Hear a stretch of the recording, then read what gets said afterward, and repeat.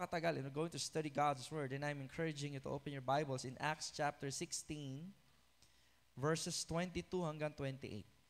One of the familiar, okay, besides sa storya po ni na David, Hananiah, Mishael, and Azariah, which is, naalala nyo, yung nagpa-prayer meeting sila. One of my favorite prayer meeting is yung storya ni Paul and Silas. Okay? Acts chapter 16, verse 22 to 28. Babasahin ko na lamang po at pakisundan nyo na lang ng inyong paningin. At ganito po ang ating matutunghayan. And the multitude rose up together against them. And the magistrates rent off their clothes and commanded to beat them. And when they had laid many stripes upon them, they cast them into prison, charging the jailer to keep them safely. Who, having received such a charge, thrust them into the inner prison and made their feet fast in the stocks.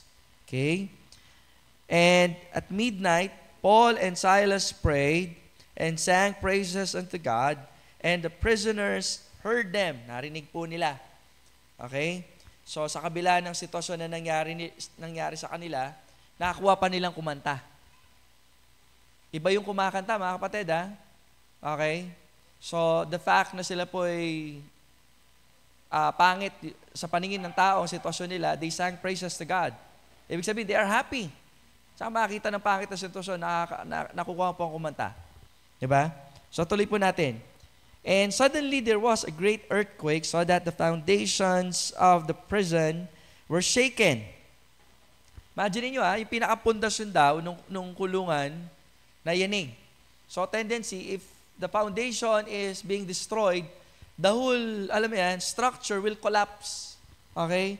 And then ang sabi dyan, so that the foundation of the prison were shaken, and immediately all the doors were open, and everyone's bands were loose. Kung kayo to, anong gagawin nyo? Oy, chance na makatakas, takbo. Ganun ba ginawa nila? And the keeper of the prison, awaking out of his sleep, and seeing the prison doors open, he drew out his sword and would have killed himself, supposing that the prisoners had been fled. But Paul cried out with a loud voice, saying, "Do thyself no harm, for we are all here." Tayo manalangin.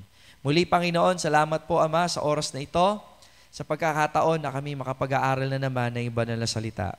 Father, we ask that you continue to give us the wisdom, control our minds and our hearts so that we may understand and we may apply all the things that we are about to hear, the words that comes from you. Lord, ang mga salitang ito ay hindi galing sa tao, sapagkat hindi lamang sa tinapay nabubuhay ang tao, kundi sa bawat salita na namumutawi sa iyong bibig. Hiningi po namin ang iyong pangusap. Salamat po sa pangalan ni Jesus. Amen at amen. The title of the message for today is The Freedom to Choose to be Bound in Christ. The freedom to choose to be bound in Christ. Ang kalayaang pumili na magpasakop, magpakulong, magpaalipin. Kanino? Kay Kristo. Mga kapatid, nung tayo po ay nakakilala sa Panginoon, we are freed. Okay? Ulitin ko po. Nung tayo po nakakilala sa Panginoon, tayo po ay pinalaya. Amen po ba yan? Salamat sa Panginoon sapagkat wala po tayong kakayanan na palayain ang ating sarili. Okay? Kahit na sabihin mo na ikaw ay mabuting tao, parang kanina yata ako pinanood, yung storya po ng isang kilalang gumaganap na villain sa Hollywood, Traho, Spanish siya. Okay? Yung transformation niya, ang galing. Okay? It only proves na talagang kung magfo-focus ka, kaya mo naman baguhin ang sarili mo eh. Okay? Pero ang tinutukoy ho kasi nating kalayaan ay ang kalayaan sa kasalanan upang makapamuhay po tayo nang naaayon sa kalooban ng Diyos. And that is difficult, mga kapatid. Hindi mo pwedeng dayain. Hindi mo pwedeng lokohin ang Diyos thinking na na-reform ka pero walang transformation. Because transformation can only come when you understand the salvation that is in Christ. Kaya ang hirap na pinagdadaanan yung mga taong o yung mga bata na lumaki sa church, hindi naman nila naranasan yung kasalanan eh. So the only thing that would draw them to Christ, alam mo yun, yung character ng Panginoon. Okay?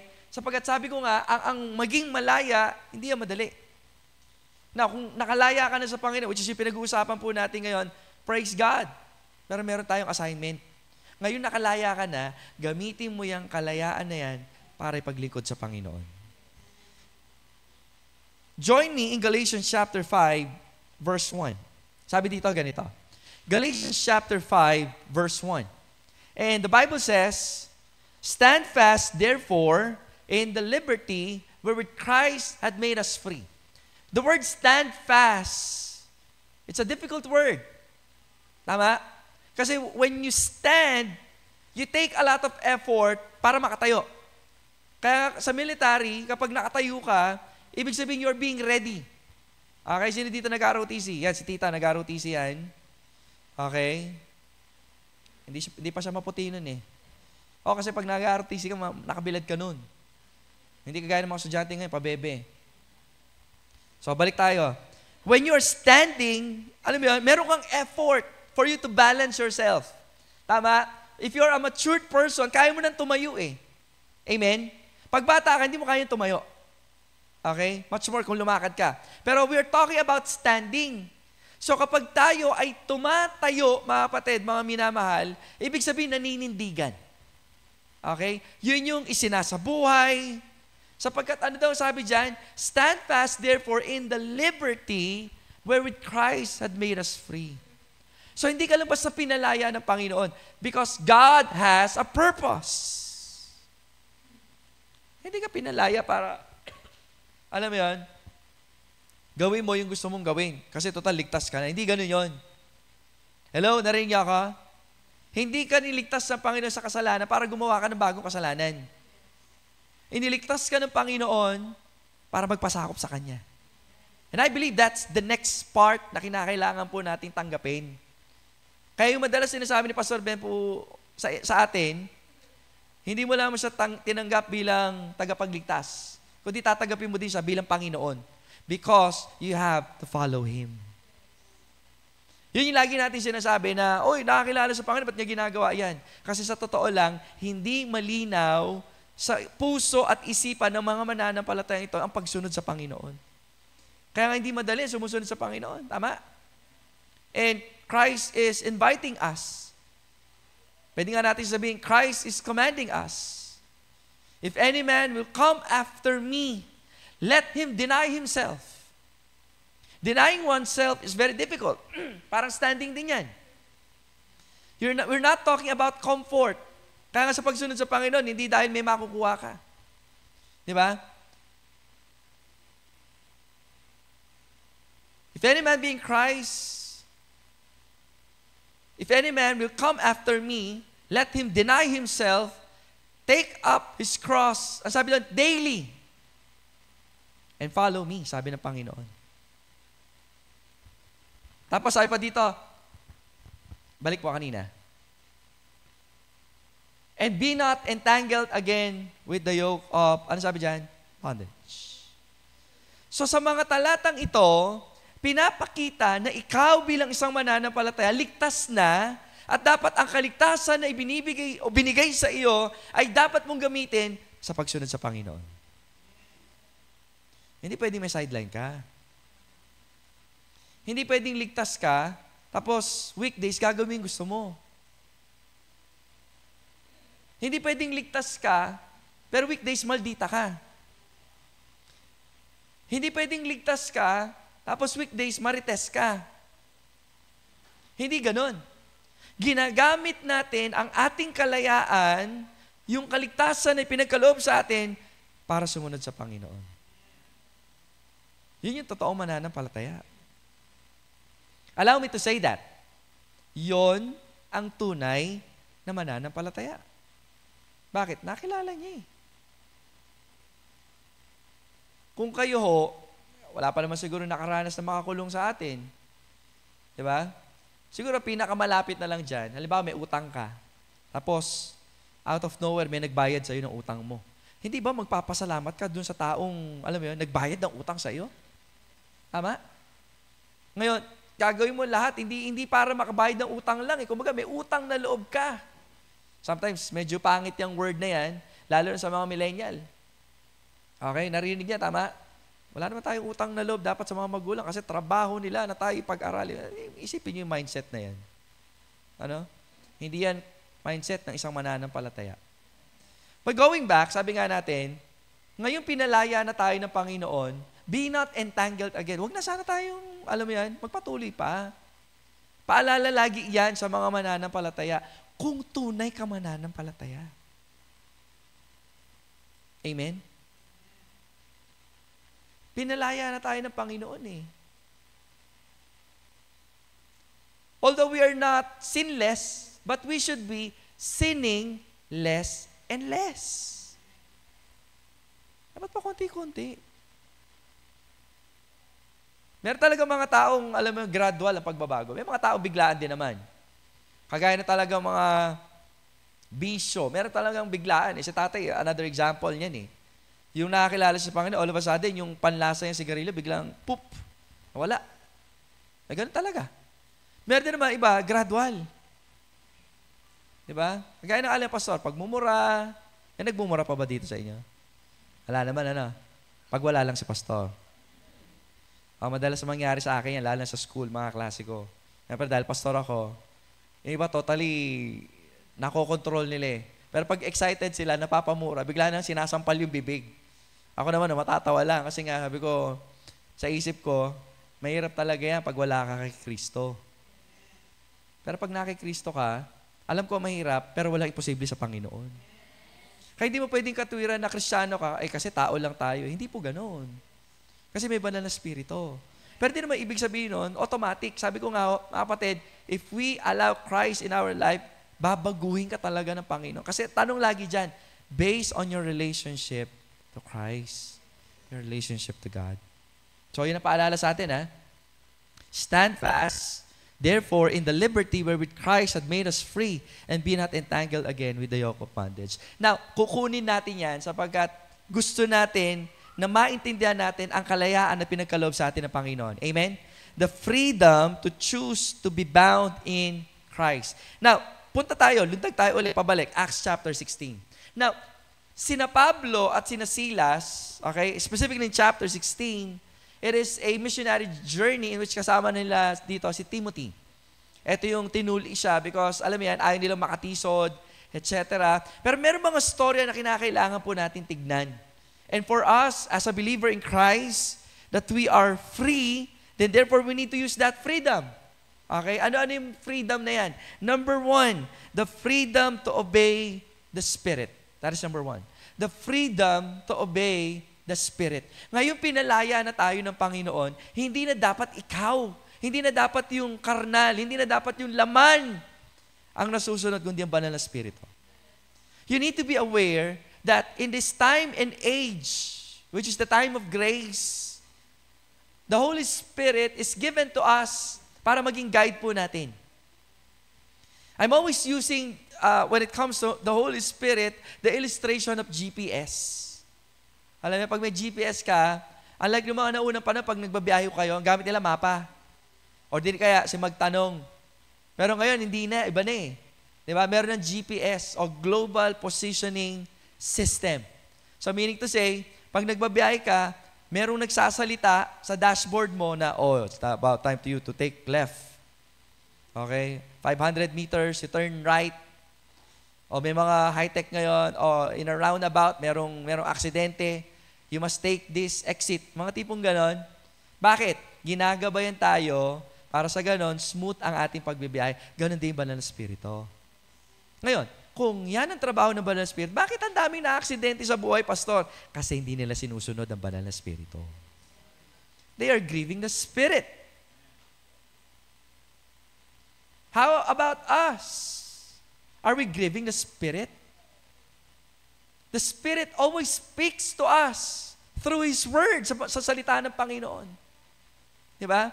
Minsan, nangungusap ang Panginoon sa situation. Because you know God's Word, diba? hindi ka tinatanggap sa trabaho. So instead na malungkot ka, alam mo yan, iniisip mo na lang, galing to sa Panginoon. Sa ngayon siguro hindi ko maintindihan, pero balang araw maintindihan ko din. Tapos pag naintindihan, kaya pala hindi ako inalaw na magtrabaho dito kasi one of these days pasasabugin itong company na. Mga tipong ganun. Nagigets mo niya? It's an exaggerated example, pero alam niyo, hindi tayo ilalagay ng Diyos sa lugar na ikakapahamak natin. And the Spirit always speaks to us. Tingnan natin nga ang ginawa kina Apostle Paul. Tingnan po natin. Okay? Verse 6. Atras tayo sa verse 5. And so were the churches established in the faith and increased in number daily. Okay? So, pwede na sila magstay dun eh. Kasi lumalago na yung gawain. Kailangan si Apostle Paul doon. Ano nangyari? Now, when they had gone through Phrygia and the region of Galatia and were forbidden by the Holy Ghost to preach the word in Asia. Wow. Ano ginawa? Yung banal na spirito, pinigilan sila. They are sensitive to the dealing of the Holy Spirit. Dagdagan natin. Not just the dealing of the Spirit, but also to the leading of the Spirit.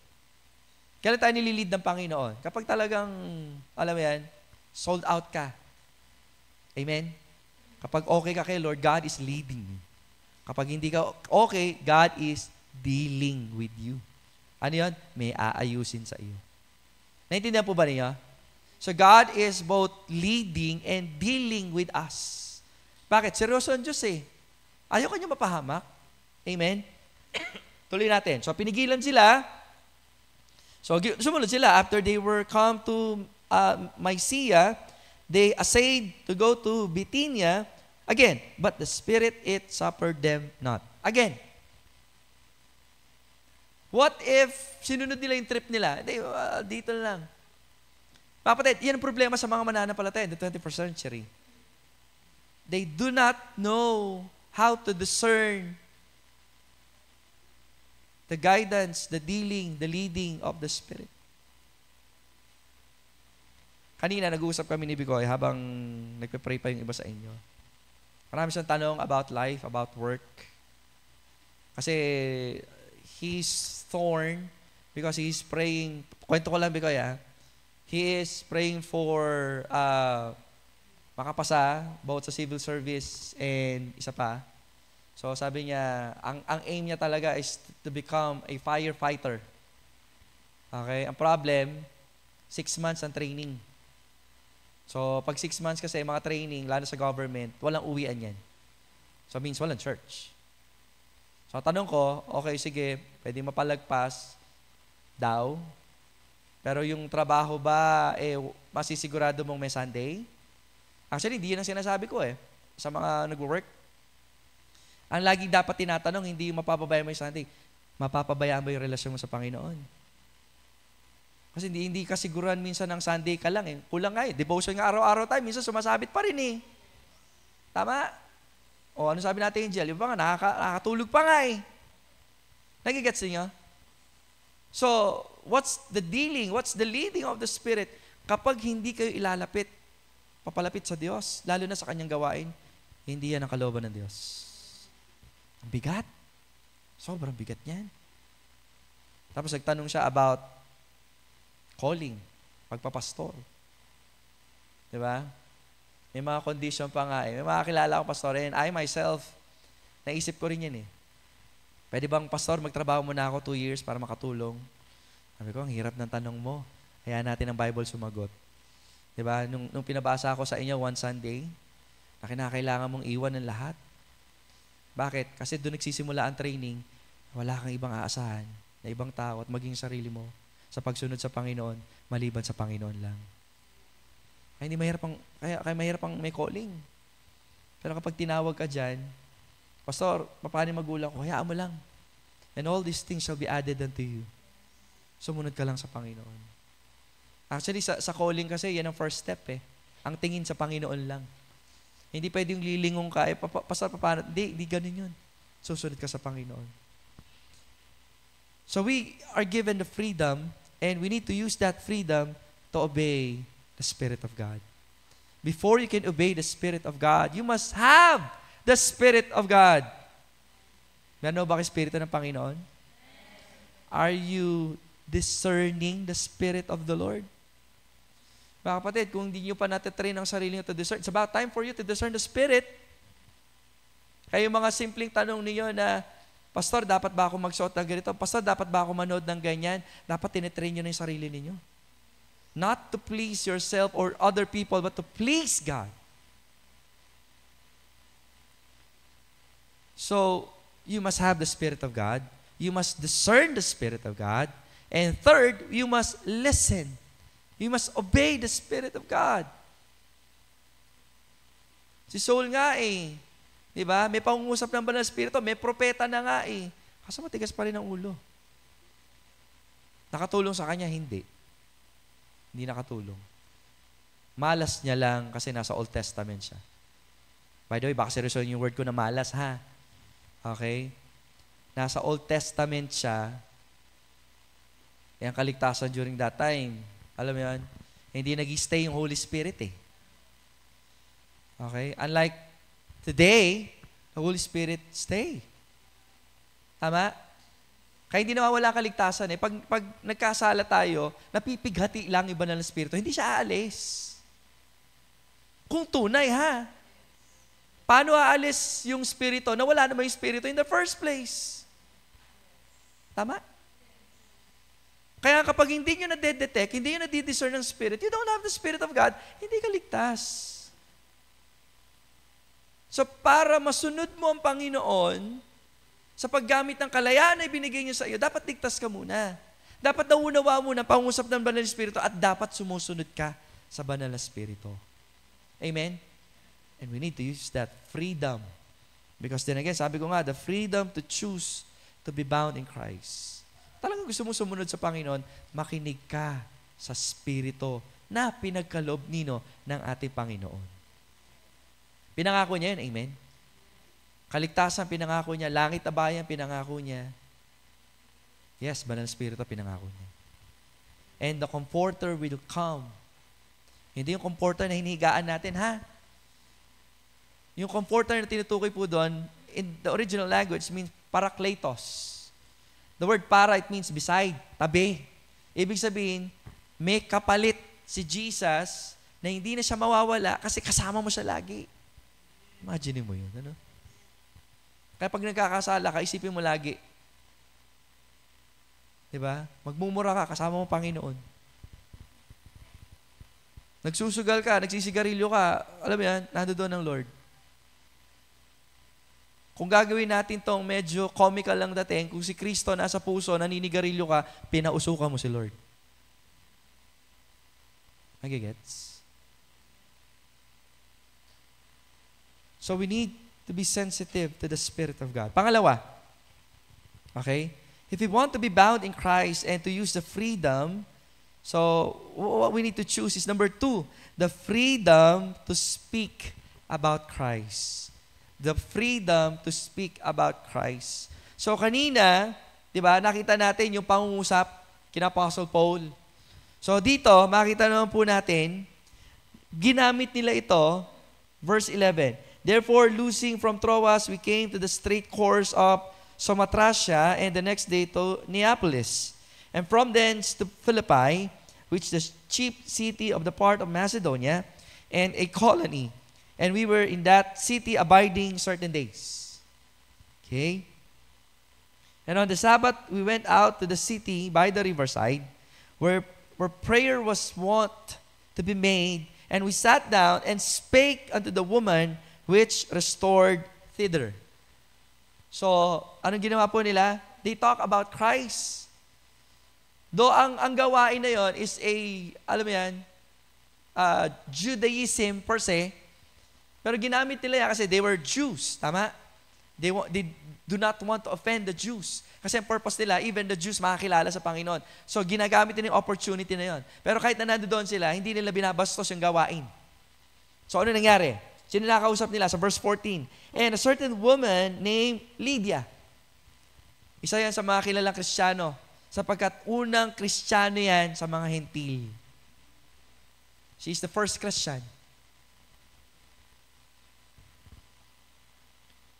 A seller of purple of the city of Thyatira, which worshiped God, heard us, whose heart the Lord opened. Tingnan nyo ha, which worship God. Even though nakikinig siya, sa Judaism, alam mo yan, naniniwala, nandun rin paniniwala eh. Kaso nga lang, ano nangyari? Whose heart the Lord opened, that she attended to the things which were spoken upon. Siguro pinapaliwanag niya, alam mo yung ginagawa yan, nangyari na yan, katuparan, dumating na si Kristo. Okay?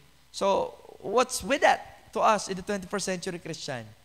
Mga kapatid, kung binigyan tayo ng kalayaan ng Panginoon, gamitin natin ang ating mga bibig para ikwento, ibalita, magpasalamat ang Panginoon.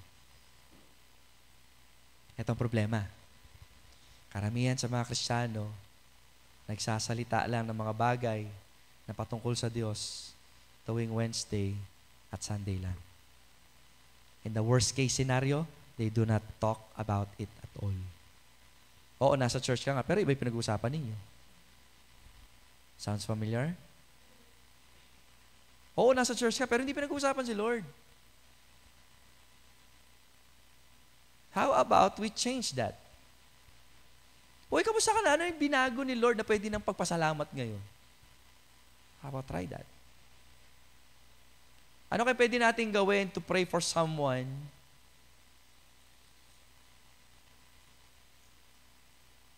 Kaya minsan, maraming Kristiyano ayaw nila ng katotohanan. Kasi kapag sinabing katotohanan, it requires you to move for you to apply.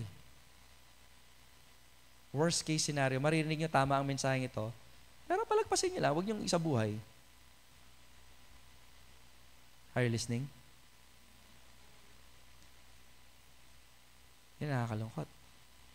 Kaya maingat na maingat ako in terms of fellowship. Yung mga nakakasama natin sa ibang church. Lalo na kapag ang gawaing pangkabataan, para maging masaya, dapat may games. Hindi na siya naging Christ-centric. Hindi na siya theocentric. Naging egocentric na siya. It's all about you. Paano ka magiging masaya? Hindi yun ang dahilan kung bakit tayo pinalaya ng Lord. Amen? Pinalaya tayo ng Lord para mapasaya siya at hindi ikaw. Kaya sabi ko nga, maraming umaalis sa church kasi nga, hindi na sila masaya. Nagigets? Kasi yun hindi yan sa Lord eh. Sa mundo yan. Although, pwede yun sa ibang aspeto, sa trabaho, pag di ka na masaya, pwede yun eh. Pero sa church, iba. Kasi hindi ikaw ang pinapasaya, kundi si Lord. Hindi pwede yung, alam mo, hindi ka nasiyan sa ganito.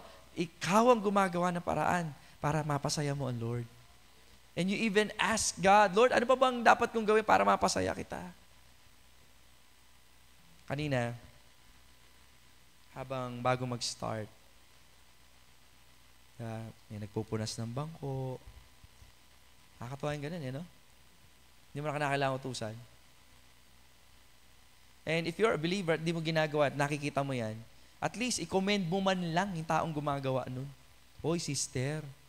Diba? Kung di mo man kayang samahan, salamat sa sakripisyo, pag-prayda ka. Mga tipong ganun. Hello, are you listening? The worst case scenario of believers today, they are being heretic. Ano yung heretic? They know the truth and they're not living in it. Alam nila yung katotohanan, pero hindi na siya sa buhay. Gusto ng diablo yan. Sige, pakinggan mo lang, tama yan. Pero magsasabuhay. Kasi kahit ang diablo, alam niya yung Bible eh. Kahit ang diablo, kilala niya ang God. Nanginginig pa nga eh. Amen? Kayo nga, hindi nanginginig eh. Epileptic ito.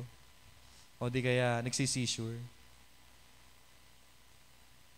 Ang totoong Kristiyano, kinakikitaan ng pagbabago.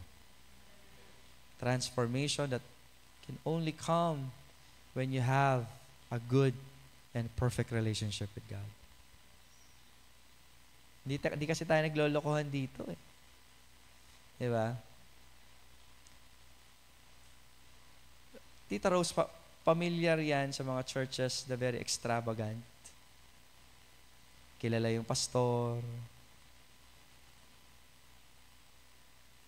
Ang daming bigayan. Although minsan nakakatuwa yung ganun. Pero kinakwento ko kay Bicoy kanina, alam mo dahilan kung bakit ako nagpastor? Hindi yung para sundin ako, dahil pastor ko hindi yun eh. O dahil, alam mo, maganda yung building, naka-aircon tayo, o di kaya may kotse yung pastor, may bahay yung pastor. Alam mo, what draws me to this ministry?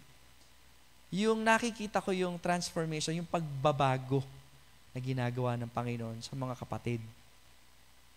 Kaya nga, sabi ko nga, blessing na malaki ng mga mananampalataya na although hindi nila kasama yung magulang nila, nakakilala sila sa Panginoon. They're following Christ.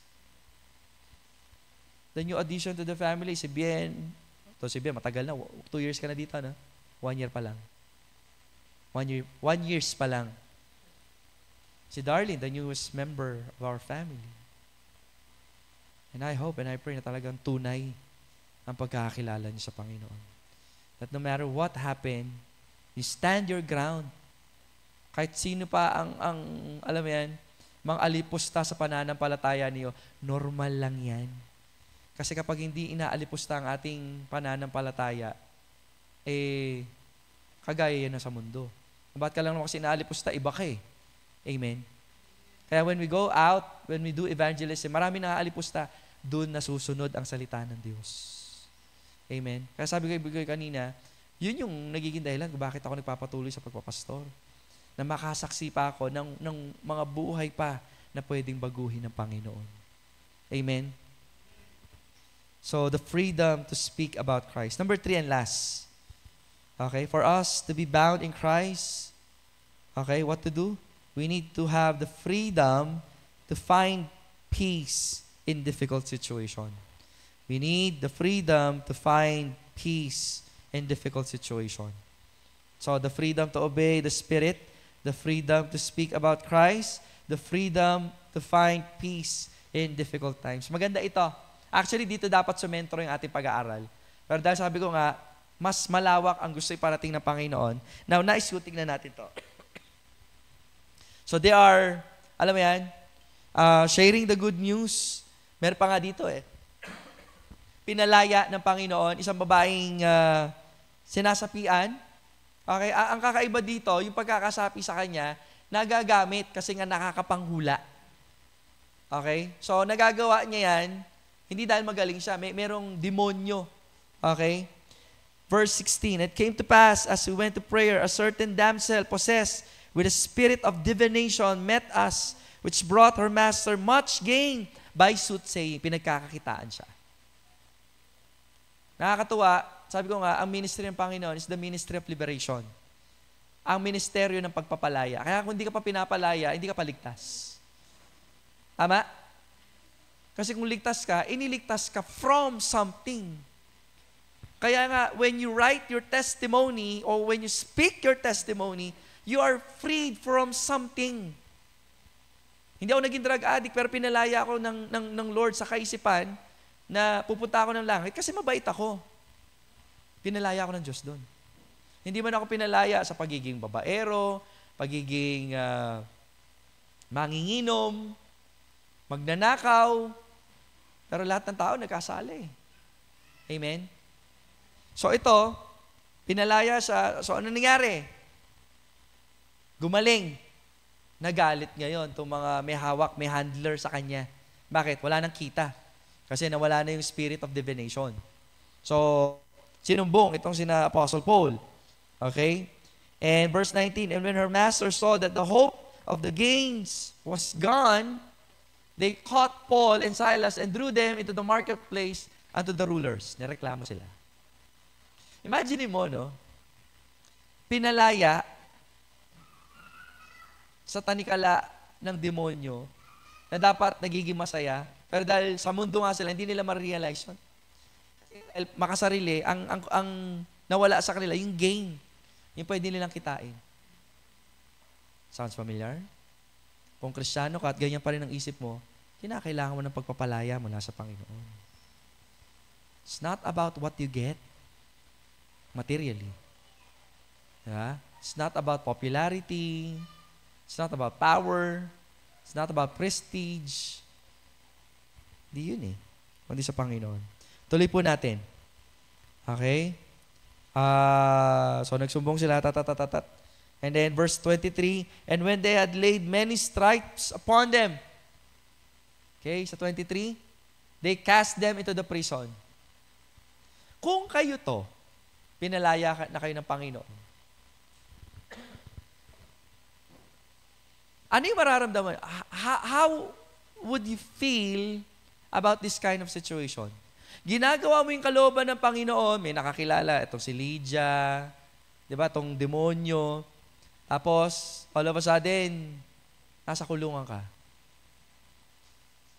Kung meron man dito, ikaw mananampalataya, your bad situation, always think na pinabayaan ka ng Panginoon. It's about time for you to surrender that.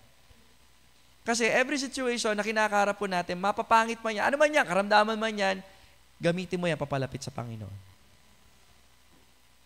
And I'm talking about Christian who truly walk, okay, with Christ.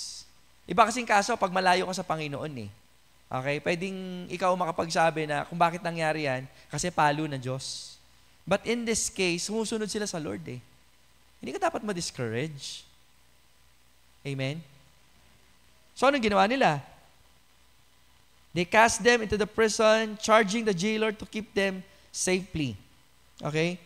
24, who having received such charge, thrust them into the inner prison. So, para sa kanila, malaking issue to. Okay? And made their feet fast in the stocks. Alam po yung usually ginagawa sa ano? Iba-ibang klase kasi ito eh.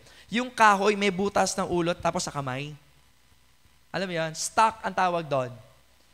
Meron mga iba, i-stock yung ulo mo, yung kamay mo, pati yung paa mo. Eh, ang hirap ng posisyon nila doon. Question. Gagawin nyo ba yung ginawa nila? Hindi yung comfortable yung sitwasyon nila. Tayo nga, init lang, nagre-reklamo tayo. Pero yung init, 53. Okay pa rin yun eh. Iniligtas nga tayo sa impyerno eh. Habang buhay na apoy. Diba? Anyhow. 25, ito yung response ni Paul. And at midnight, Paul and Silas prayed. Nanalangin sila. 25. Paul and Silas prayed. Nanalangin sila. And sang praises unto God, and the prisoners heard them. Kung i-atras po natin yung second point, ano yung second point? The freedom to speak about Christ. Paano pa masasabi patungkol kay Kristo kung ikaw, nararanasan mo yan? Anong ginawa nila Apostle Paul? Ginamit nilang opportunity yung obstacle nila. Eh, paano kung hindi malagong Kristyano to? Makanya naman ni Lord. Tikyan ko nebi, tapos makakulong kayo Panginoon, may latigo kayo pagulot. Di ba tama? Nilatigo sila. Tama? Tama ba? 23, and they had laid many stripes. Nilatigo, uncomfortable sila, nakaupo, madumi, mabaho, kasi nasa inner prison eh. Ibig sabihin, wala masyadong hangin. Pero yung response nila sa 25, they prayed to God. Tama? And sang praises unto God, and the prisoners heard them. Hindi sila kumanta para marinig ng ibang tao. Anong inuna nila? Relationship nila sa Panginoon. Bakit sila nanalangin? Ngayon, isipin nyo, ano kayang panalangin ng mga to? Palagay nyo, nagre-reklamo? Or di kaya ina-advise si God, alam mo God, mas maganda ganito gawin natin. Eh. Alam mo yan, buksan mo tong ano. Hindi eh. I believe, nagpasalamat sila sa Diyos. Kasi the fact that you sang praises, umawit ka. Alam mo ibig sabihin ng pag-awit? Hindi, ewan ko lang kapag ako malungkot, hindi ako aawit eh. Makikinig ako ng awit. Pero kung bakit ka umaawit, there's something good that has happened to you. Tama? Itong mga taong ito, naranasan po nila or they focus on, they meditate on the goodness of God. Which is, palagay niyo, hindi madaling gawin eh. Pero nagawa nila. Hindi kaya merong tinuturo si Lord ngayong gabing ito sa atin? I don't know kung ano situation nyo ngayon. Pero sila they prayed and sang praises unto God. Secondary na lang yun, and the prisoners heard them. Bakit sila narinig? Siguro ganun na lang yung pag-uumapaw ng pagpapasalamat. Tama? Secondary na lang yun eh. Siguro takang-taka itong mga to. May baliw na ata din eh. Makakulong na lang, makakantala pa. Pero siguro dahil naunawaan din nila kung ano yung inaawit, so nakikinig din sila. Galing, no? Yun yung taong pinagpala. Wala yan sa salapi. Wala yan sa sitwasyon. Kundi saan? Kung sino yung tinanggap nila. Tuloy po natin. Verse 26. Sabi ng 26, ganito. And suddenly, there was a great earthquake so that the foundation of the prison were shaken, and immediately all the doors were open and everyone's band were loose. Siguro ako, karipas na ako ng takbo eh. Galing kay Lord to eh. Pero hindi nila hindi nila tinake opportunity. Bakit? Meron silang talino na nagmumula sa Panginoon. Siguro habang kumakanta sila, may nakikinig ah. Ba't kaya? Kahit na boses palaka kami, siguro may nag-amen, o talagang, I don't know, may umiiyak siguro. So again, they take that opportunity. Ang galing, no? Sana mananampalataya, ganun din. Pag may pangit na sitwasyon, at alam mo sumusunod ka naman kay Lord, hindi ka lalayo, hindi ka magre-reklamo. Hindi ka kagad mag-google. Magpe-pray ka muna kay God. Hindi ka muna mag-worry. Amen? Forgive me if I have used those words, but that's the reality. Minsan di mo ginagawa yon kung kanino ka tumatakbo, sa barkada mo, di ba? Sa favorite FB page or TikTok. Pero mas natutuwa ang Lord kapag sa gitna ng suliranin, siya yung unang mong hinahanap eh. Amen? Siya yung una mong hinahanap. And then, to make the long story short, this situation, ginamit din ng Panginoon. Para ano? May makakilala sa Panginoon. The jailer, take note hindi lang yung jailer, pati yung buong family niya. Amen? Why? Because they have used their freedom to choose to be bound in Christ.